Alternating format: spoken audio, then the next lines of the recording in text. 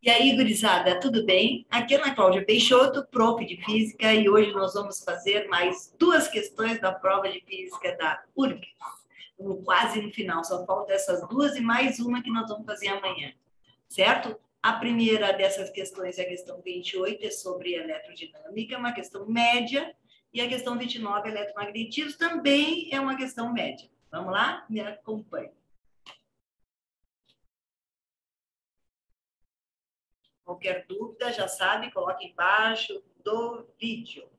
Então, assim, essa aqui é você se lembrar como é esse cálculo, R total do circuito, o que é um circuito, né? Identificar um circuito em série, paralelo, esse aqui é um circuito misto, ó, essas duas resistências, R2 e R3, como começa o fio no pontinho aqui que eu posso chamar de A e termina aqui no pontinho que eu posso chamar de B, as duas, ó, começam em A e terminam em B, elas estão em paralelo e o resultado delas estará em série com R1. Então, a primeira coisa que nós temos que calcular aqui vai ser o R dessas paralelas. Vamos ler o exercício.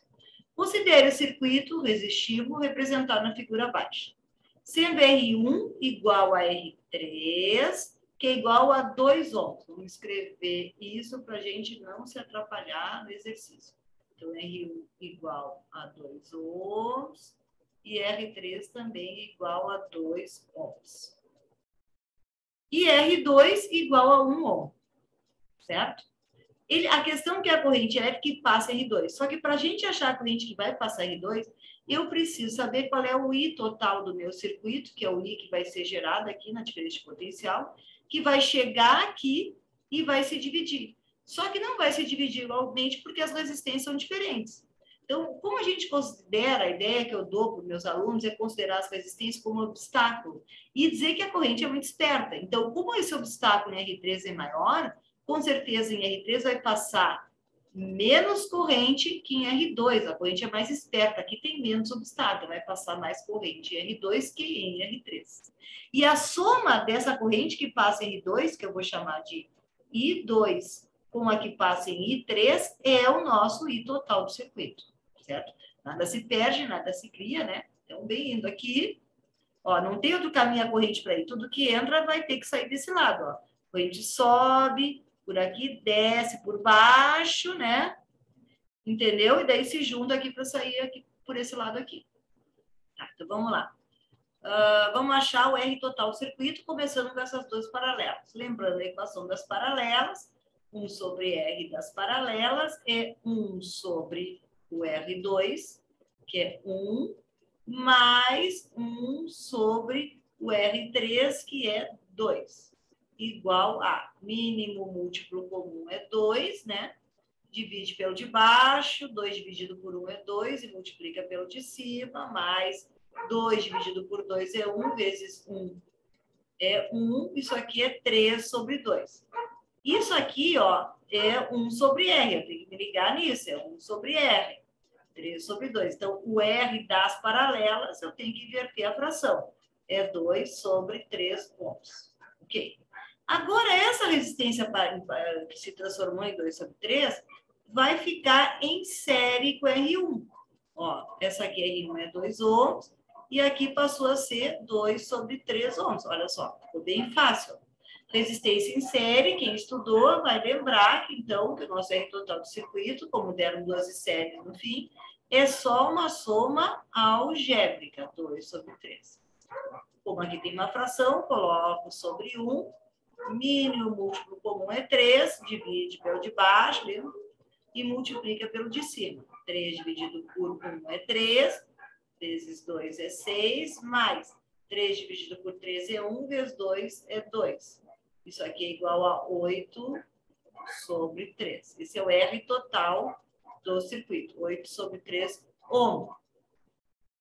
Ok, já tem R total, já posso achar o I total, pois eu tenho a voltagem, então eu só uso a equação da primeira lei de que eu posso escrever assim, U igual a R vezes I, U é a diferença de potencial, R é a resistência elétrica e a corrente, U que RI, para ajudar a memorizar, para a gente poder encontrar o I total do nosso circuito. Então, o total, 24 volts, igual ao R total, que é 8 sobre 3, vezes o I total. Isolando esse I total, como é que fica? Ó? Matemática pura, ó.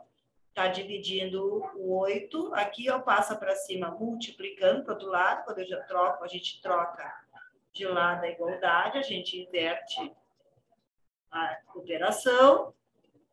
O 8 está multiplicando o I, então passa para o outro lado, dividindo, que é o inverso da multiplicação.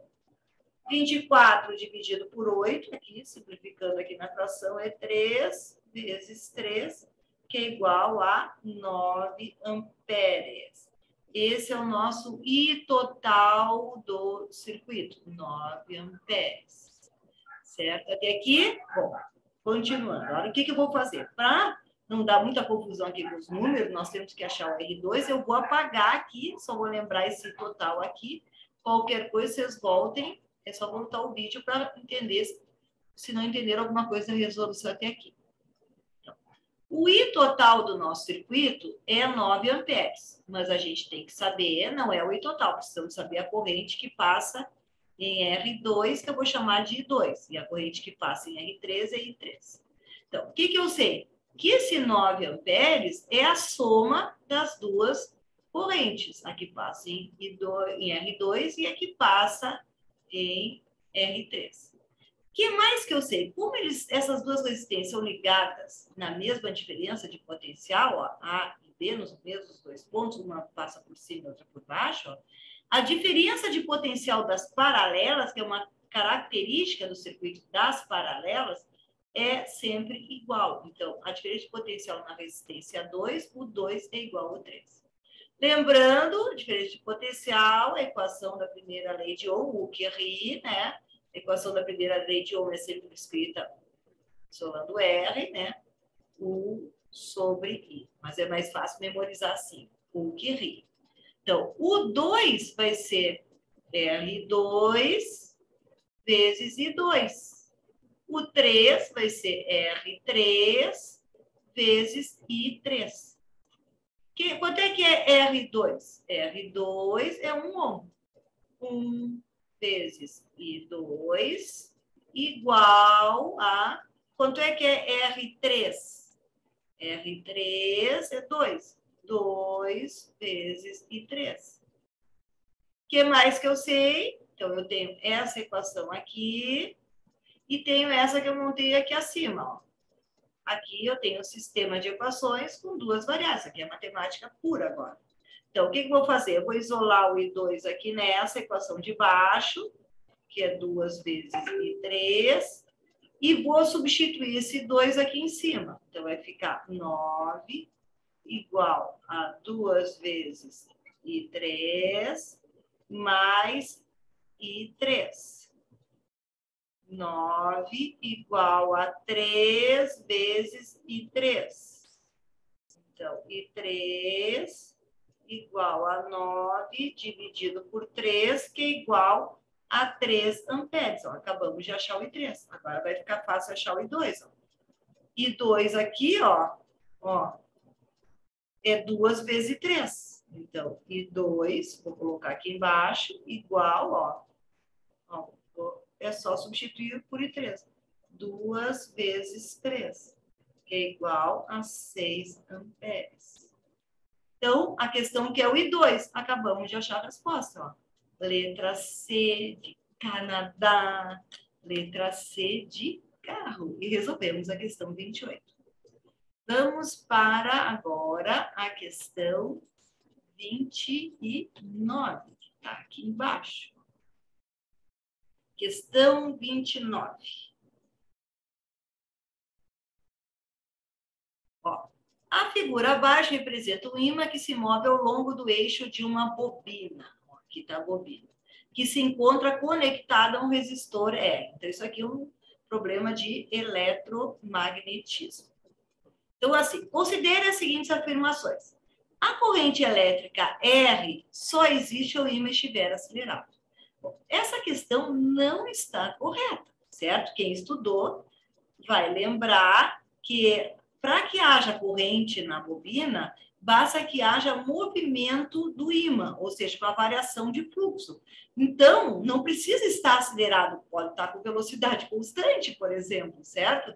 Então, a afirmação número 1 não está certa. Ó, só existe. Não, pode estar com velocidade constante, acelerando, a velocidade é aumentando, certo? Ou diminuindo, o movimento diminuindo a velocidade, retardando. 2.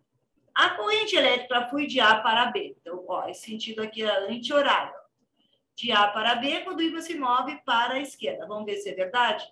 Se ele se move para a esquerda, o fluxo dentro da bobina está aumentando. Qual é a regra do eletromagnetismo? A terceira lei do eletromagnetismo diz que quando o fluxo aumenta, tem que ser gerado um campo na bobina que diminua essa variação de fluxo, certo?